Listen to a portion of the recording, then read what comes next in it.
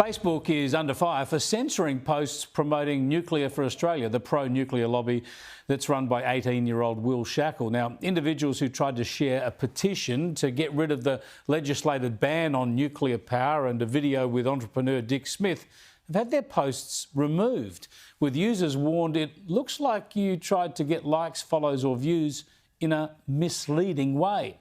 Facebook has tried to play down the issue, but let's get the full story from Will Shackel, who joins us from Brisbane. Good to talk to you again, Will. Now, Facebook says they're allowing this stuff to be shared now. First up, is that right? Are you having no problems anymore?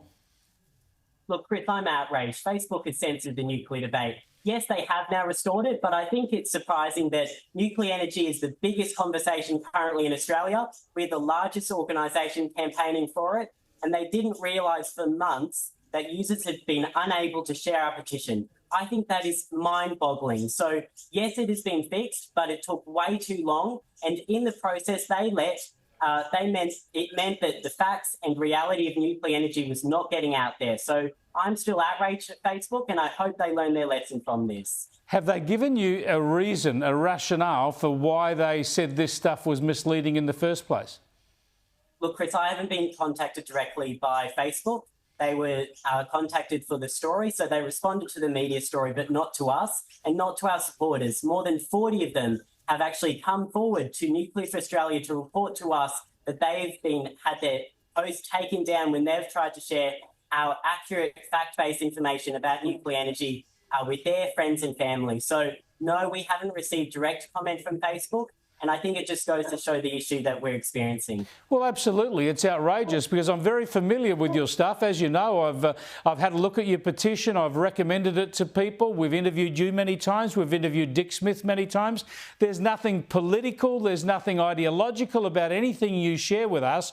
Your organisation is only interested in the facts and suggesting that we should get rid of this legislative ban so that if nuclear stacks up in Australia, it can actually go ahead.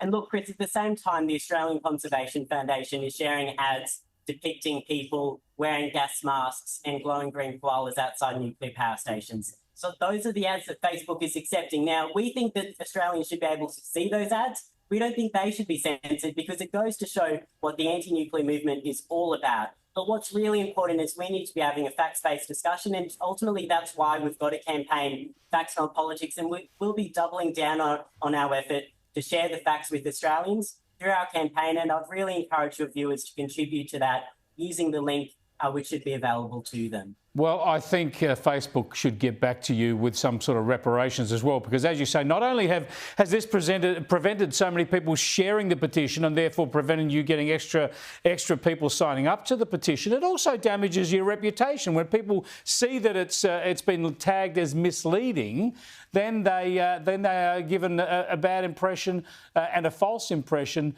of your organisation. How many names have you got on the petition so far, and what are you hoping to get it to?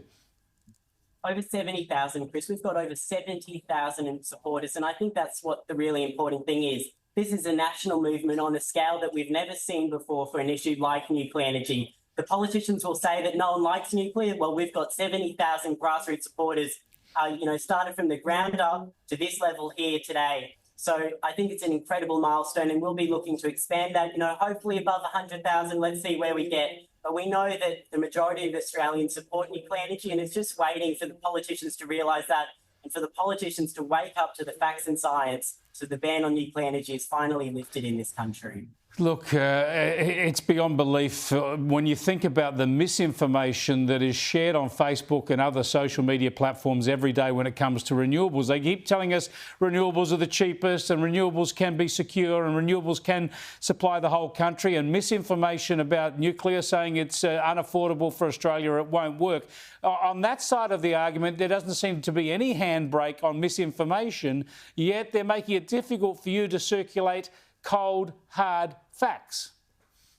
And look, last week I was called out on Media Watch by Paul Barry for apparently being involved in the Australian Conservation Foundation's X account being deleted simply because I revealed their misinformation. Their account was deleted for a day. This issue's been affecting us for months on Facebook and has actually been undermining the value of our supporters' contributions who have ultimately been helping us fund this mission to share the facts with Australians through our advertising we were paying for on Facebook. So the anti-nuclear organisations will cry foul and say that they're the ones being targeted.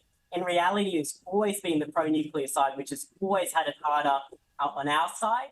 And it's the fact that, we're the ones sharing the facts. We are the ones, I think, with the greatest cause, yet Facebook has identified us and decided to target us and silence us. And I think that's a great shame when Australians are begging for the facts and begging for a mature debate. Yeah, well said, Will. Thanks for joining us again. I appreciate it. Will Shackel there, who's the founder of Nuclear for Australia. Just shocking behaviour by Facebook. We just want the facts and an open debate on all issues, including the energy future of this country.